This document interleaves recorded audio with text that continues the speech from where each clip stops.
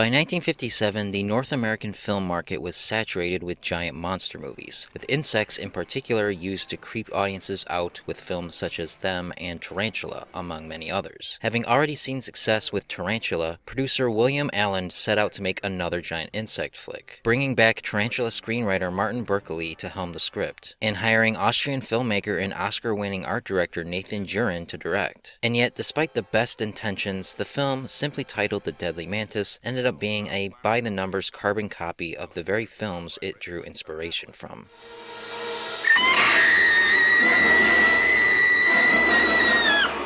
A volcanic eruption in the South Seas causes ice in the North Pole to shift and melt, awakening a giant prehistoric praying mantis. Shortly after, a military base in northern Canada is destroyed, its crew seemingly vanished without a trace, the only clue a giant claw that leaves experts baffled as to what it could belong to. Further disappearances lead the military to call on expert paleontologist Dr. Ned Jackson, who begins to theorize that the claw might belong to an unknown ancient species of praying mantis. Sure enough, the mantis eventually makes its existence known to the world, and the mission now becomes to destroy it before it can devour any more people.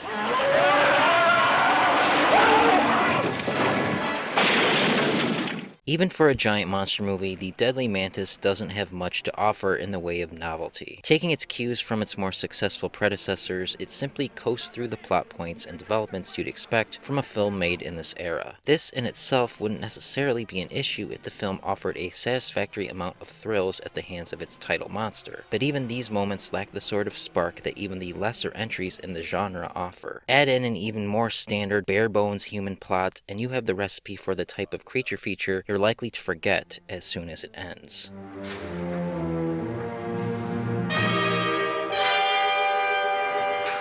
Where are they?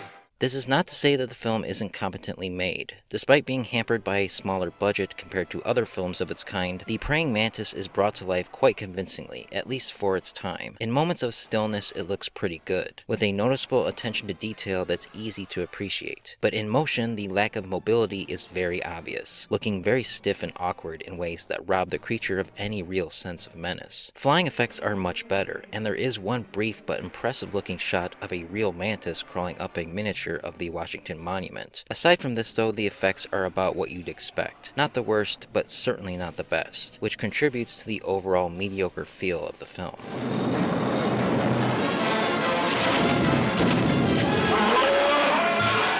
But by far the biggest thing holding The Deadly Mantis back is its human characters, which are incredibly flat and boring. The cast isn't formally established until about 15 minutes into the film, and even after they are introduced, we never learn anything about them other than what they can offer to the plot. Craig Stevens is given top billing as Colonel Joe Parkman, so you'd think he'd be the main protagonist, but at no point is he given any more focus than anyone else, robbing the film of a point of view to root the narrative in. If anything, it's William Hopper as Dr. Ned Jackson who verges on filling that role, but just like Stevens, at no point is he ever focused on enough to achieve that. Rounding out the trio is Alix Talton as Marge Blaine, the magazine editor of Ned's Museum, the apple of the eye of literally every male member of the cast. Her romance with Colonel Parkman in particular feels incredibly shoehorned in because it comes out of nowhere with no build-up, and thus has absolutely zero substance to it. This is more dangerous. We'd better get going.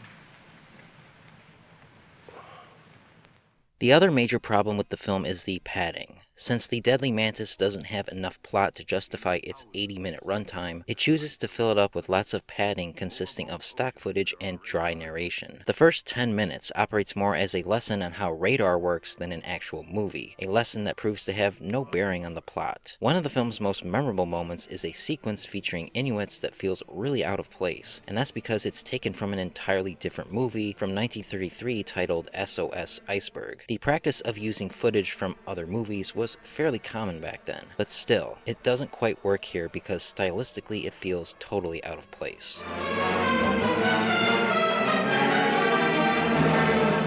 The Deadly Mantis isn't a terrible movie. You can find plenty worse films in the genre, but if you've even seen one giant monster movie from this time period, you've seen most of what it has to offer. Even if you are looking for nothing but a few decent destruction sequences, you'll likely be disappointed. Those looking for anything more will likely be very bored, because there isn't a modicum of humanity to attach yourself to. None of the characters are interesting or charismatic in the slightest, and in a story as basic as this, having broadly sketched likable characters is a must. Without them, you've got nothing but empty spectacle, and since the Deadly Mantis doesn't even have that, what you're left with is one of the weaker genre entries from this time period, one that only the most devout genre fans or film historians should bother spending any time with.